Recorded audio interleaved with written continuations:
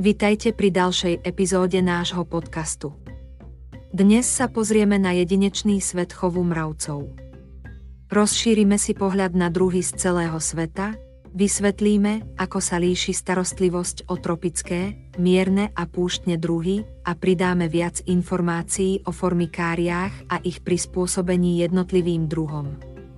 Tento mikrosvet ponúka nekonečné možnosti objavovania a učenia sa, prečo chovať mravce. Chov mravcov sa stáva čoraz populárnejším vďaka týmto dôvodom, vyžadujú menej priestoru a starostlivosti než tradičné domáce zvieratá. Sledovanie mravcov ponúka jedinečný pohľad na prírodu, správanie a spoluprácu, možnosť výberu z rôznych druhov s odlišným správaním. Vzhľadom a potrebami učia o biodiverzite a ich úlohe v ekosystémoch, typy formikárií a ich využitie. Každý druh mravcov má špecifické potreby a preto je výber formikária kľúčový. Typy formikárií, piesočné formikáriá, vhodné pre druhy z púštnych a suchých oblastí, napríklad Pogonomyrmex. Výhody umožňujú mravcom prirodzené správanie ako kopanie tunelov. Nevýhody vyžadujú časté monitorovanie vlhkosti. Sádrové formikáriá, vhodné pre druhy z mierneho pásma, napríklad Camponotus. Výhody, stabilné vlhkostné podmienky. Nevýhody, menej estetické pre niektorých chovateľov. Akrylové formikáriá, vhodné pre tropické druhy.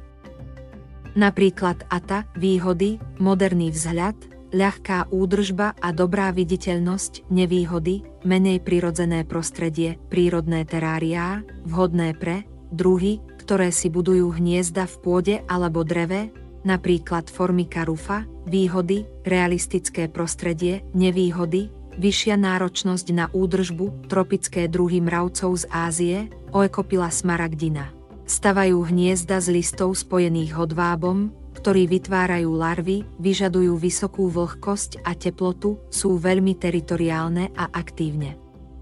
Polyrhachis dives vyznačujú sa lesklým telom a elegantným vzhľadom. Stavitelia hniezd z prírodných materiálov, nenáročné, no fascinujúce na pozorovanie.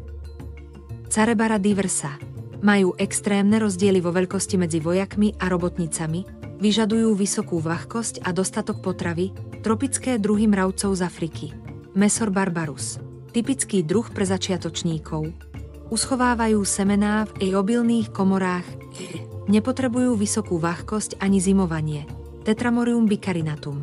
Malé, veľmi adaptabilné mravce. Dokážu vytvárať kolónie rýchlo a efektívne. Odontomachus haematodus, známy svojimi rýchlymi čelusťami na obranu a lov, vyžadujú viac priestoru a dobré zváhčenie prostredia. Tropické druhy mravcov z Ameriky. Ata cephalotes. Pestujú huby ako potravu, čo je unikátne v živočíšnej ríši.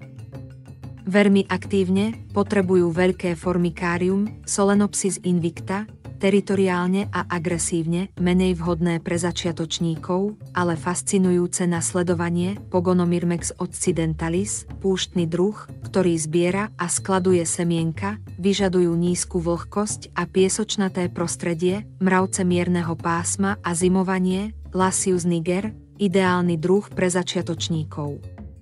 Nenáročné na stravu a prostredie, Formica rufa, veľmi aktívne a sociálne, preferujú veľké terárium s prírodnými materiálmi. Camponotus ligniperda, veľké a majestátne mravce, ktoré vyžadujú zimovanie, pomalší rast kolónie, no fascinujúce správanie, zimovanie, dôležité pre druhy z mierneho pásma. Postup: znížte teplotu na 5-10 stupeň C na 2-4 mesiace, v chladničke ich umiestnite do krabice s ventiláciou a kontrolujte vlhkosť substrátu. Unikátne druhy pre pokročilých, Paraponera clavata, známy svojím extrémne bolestivým štípaním, vyžaduje špeciálne bezpečnostné opatrenia. Dinoponera gigantea, jeden z najväčších druhov mravcov na svete. Náročný na priestor a prostredie, Myrmecia gulosa, agresívny a rýchly druh s veľmi ostrými žihadlami. Starostlivosť o mravce, strava, mravce majú rôznorodú stravu, ktorá závisí od druhu, proteíny, potrebné na rast lariev. Podávajte hmyz, ako sú múčne červy, alebo špeciálne proteínové gely. Cukry, potrebné pre energiu. Medová voda, ovocie alebo špeciálne sirupy pre mravce, semienka, niektoré druhy, ako Mesor barbarus, uprednostňujú semienka, ktoré si uskladňujú v kolónii, zvlhčovanie, mravce potrebujú vlhkosť, aby prežili. Formikária by mali byť pravidelne zvlhčované, ale nie premočené, čistenie, odstraňujte zvyšky potravy a odpad z formikária, aby ste predišli plesniam a invázii škodcov, chovné typy a triky, pozorovanie, používajte červené svetlo, ktoré mravce nevidia, krmenie, striedajte zdroje proteínov a cukrov, aby ste zabezpečili vyváženú stravu, rozmnožovanie. Ak chcete zväčšiť kolóniu, udržujte stabilné podmienky a pravidelnú stravu.